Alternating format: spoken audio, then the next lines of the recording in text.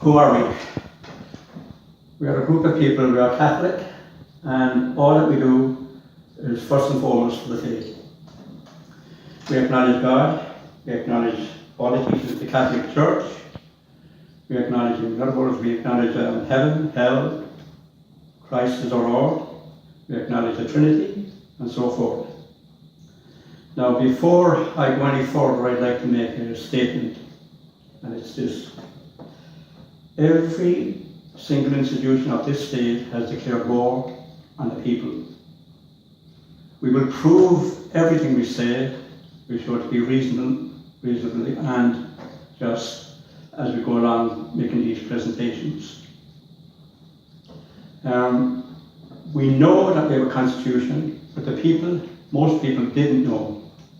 And so we went round door to door informing the people. First of all, we were trying to get them to teach their children the faith, because very few have it now. There's been a great falling away. The reasons for that we'll develop later on. I would like to quote a favourite quote of mine, John Dryden. Just a few lines. His 17th century poet. And what he said here goes to the very heart of what we are trying to say. What he said was, what king, what crown from treason's reach is free, if God and heaven can violated be? Now what that means is that if we violate God, in other words, if we cut him out of all our politics, our reasoning, our life in general, in fact, if we don't put him foremost, we violate him. Now every single politician is condemned by just these two lines. What they've done is, and I think maybe if we give you the preamble of the Constitution, which is the Constitution itself, then we'll see that that these politicians are not doing what they swore to do. But again, it's only just one page in English and in Irish. The Irish version is better, but the English will suffice. In the name of the most Holy Trinity, from whom is all authority, and to whom, as our final end, all actions of both men and states must be referred. We, the people of Eire, humbly acknowledging all our obligations to our divine Lord Jesus Christ, who sustained our fathers through centuries of trial, gratefully remembering their heroic and unremitting struggle to regain the rightful independence of our nation, and seeking to promote the common good with due observance of prudence, justice and charity, so that the dignity and the freedom of the individual may be assured, true social order attained, the unity of our country restored, and concord established with all nations. And at the bottom we have a very important line. Remember all this, it's under God. We the people do hereby adopt, enact and give to ourselves this Constitution.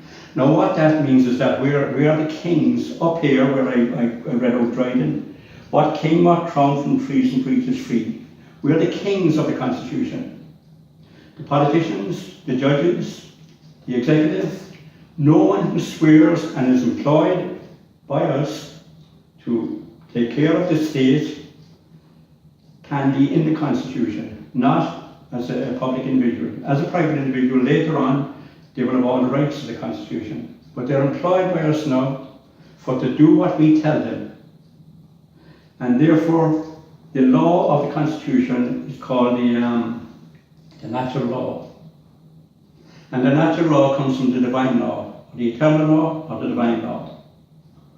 And if that's the case, it means that the oath that these politicians take is given to God. Now, we all know that God, if we believe, what we believe in or actually, is above all. He cannot lie, he can tell the truth all the time, he's eternal. He is both inside and outside of time. So he makes the laws.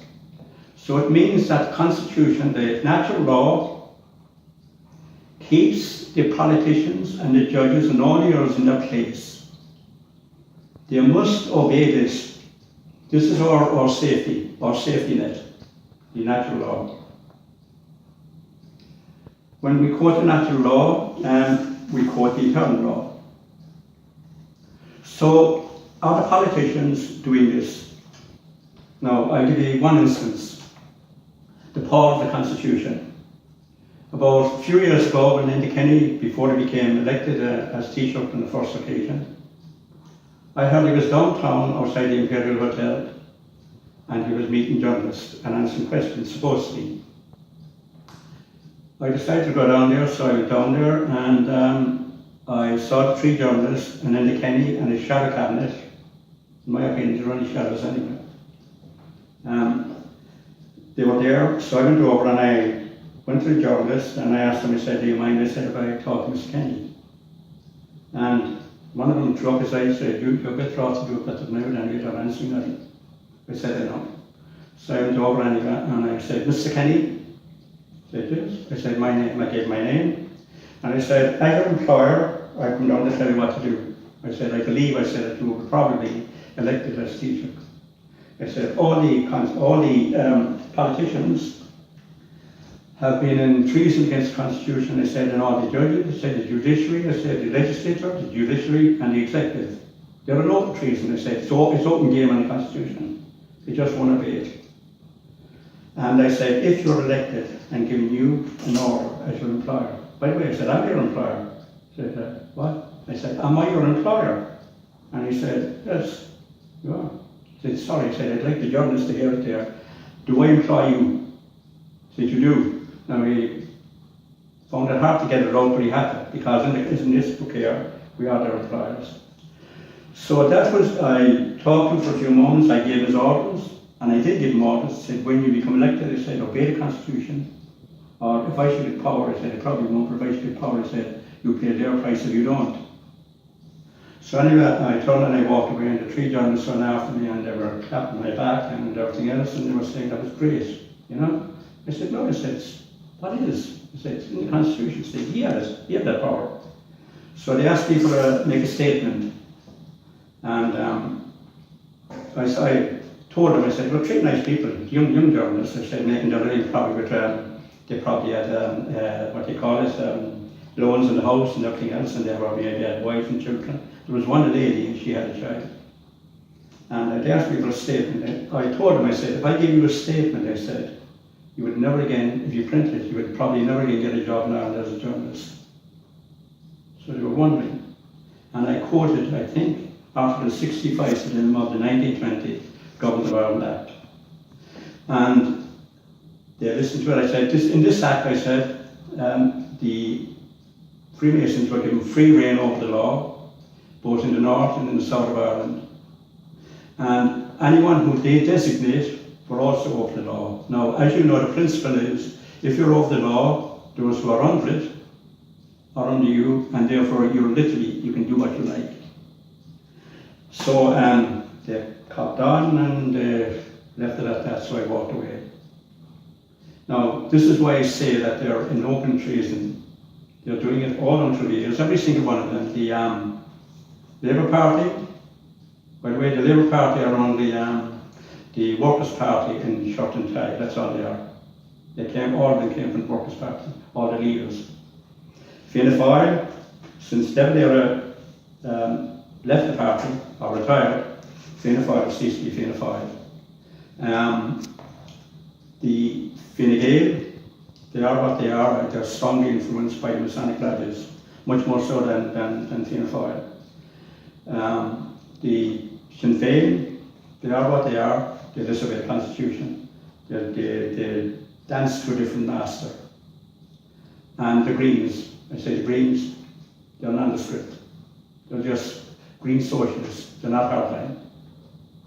So we're heading to the time of about 10 minutes in this short clip. But when we come back, hopefully, over a period of time, in many presentations, we will show you the depth of the treason and the depth of what has happened, and we will prove to you that thousands of Irish people have died because of what has happened. We'll go into the talk, we'll talk about Gareth Fitzgerald, we will talk about Peter Sutherland and others, and the depths of their influence in what has happened in our country. We will sign off here, and I wish you all Godspeed. Thank you.